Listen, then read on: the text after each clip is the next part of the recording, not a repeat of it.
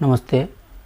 जैसा कि आप जानते हैं कि आधार कार्ड किसी के भी जीवन में एक बहुत बड़ा महत्वपूर्ण डॉक्यूमेंट बन गया है।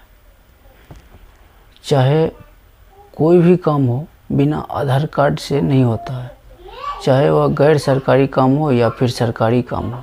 सरकारी योजना का लाभ लेना हो या फिर किसान से संबंधित कोई भी योजना हो, या फिर आप बैंक में खाता खुलवाना चाहते हैं या फिर बैंक में कोई भी पैसा लेना चाहते हैं, तो उसके लिए आपको आधार ज़रूरी है। तो आज के इस वीडियो में बात करने वाले हैं कि किसी भी काम के लिए आधार जो आपको होना चाहिए वो भी अपडेट आधार होना चाहिए। आधार के नियमों में कुछ बदलाव किया गया है, एक बहुत बड़ा अपडेट दिया गया है आधार डॉक्यूमेंट के विषय में।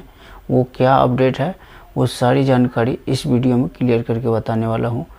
तो अगर आप इस चैनल पर नए हैं तो चैनल को सब्सक्राइब कर ले, और वीडियो अगर थोड़ी सी भी पसंद हो तो आप वीडियो को लाइक कर दें। तो आइए, क्या कुछ है आधार अपडेट वो मैं आपको दिखाने वाला हूँ।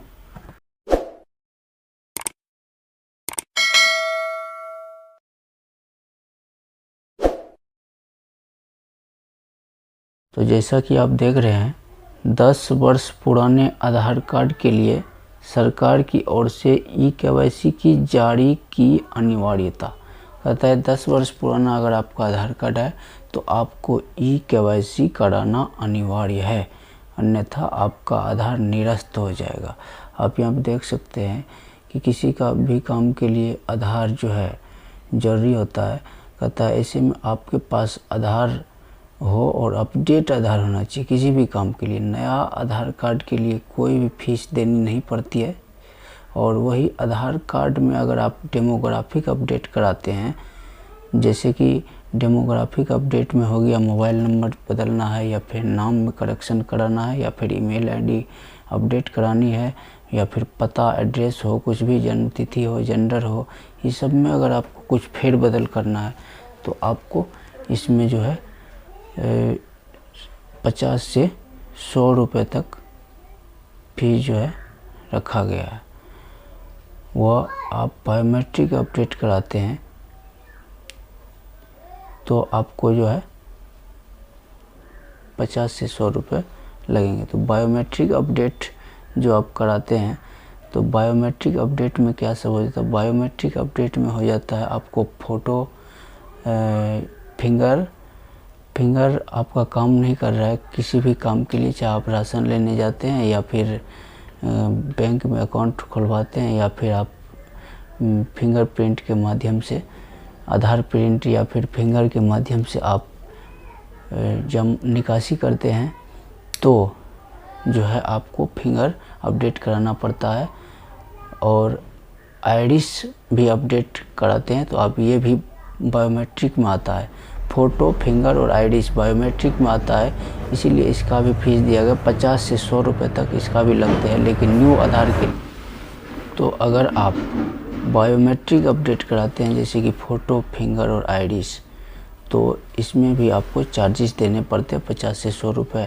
तो डेमोग्राफिक अपडेट हो या फिर बायोमेट्रिक अपडेट हो तो इसमें आपको चार्जेस लगते हैं। और न्यू आधार के लिए, न्यू एनरोलमेंट के लिए आपको कोई भी चार्जेस नहीं देने पड़ते हैं।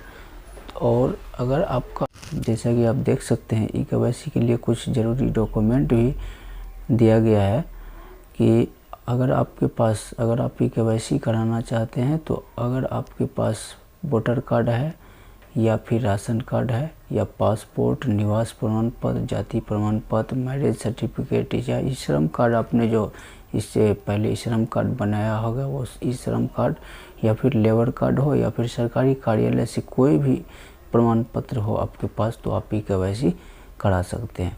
अब सवाल है ई-केवाईसी किसका किसका होगा, तो यहाँ पर दिया गया किसे कराना होगा ई-केवाईसी। तो सरकार की तरफ से जो है 10 साल पुराना आधार कार्ड जिनका हो गया हो, तो नया नियम ये जारी किया गया है कि अगर आपका आधार कार्ड 10 साल पहले का है, 10 साल पुराना है, तो आपको ई-केवाईसी कराना अनिवार्य होगा, वरना आपका आधार निरस्त कर दिया जाएगा, आपके आधार से कोई भी काम नहीं होने लगेगा।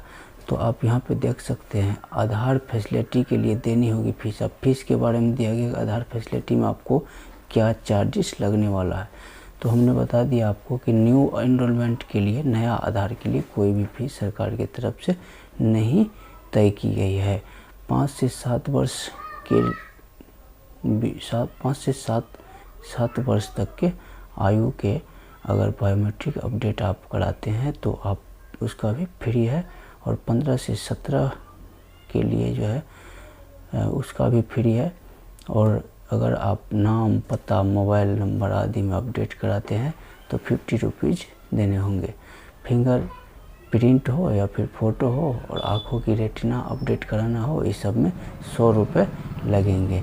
आपका भी आधार 10 वर्ष पुराना हो तो ई-केवाईसी करा लीजिए तो बेहतर रहेगा। तो आधार के विषय में ये बहुत बड़ी अपडेट है। तो अगर आपका भी आधार 10 साल पुराना हो गया है तो आप भी आधार अपडेट करा लें। नमस्कार।